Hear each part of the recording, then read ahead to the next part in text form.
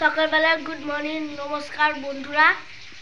দেখো সকালবেলা খাবার হচ্ছে খিচুড়ি, আলু ভাজা, কপি আর এই যে পাঁপড়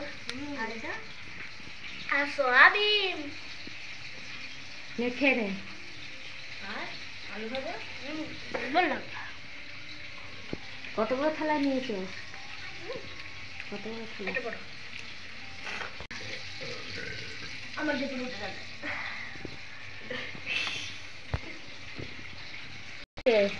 ভোলা মাছ। ভোলা মাছ। আরে বললো তো।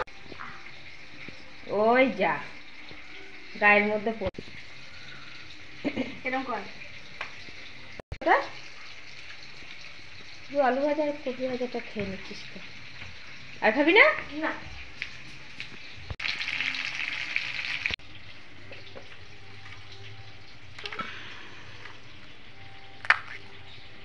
পাঁপড় ভাজা,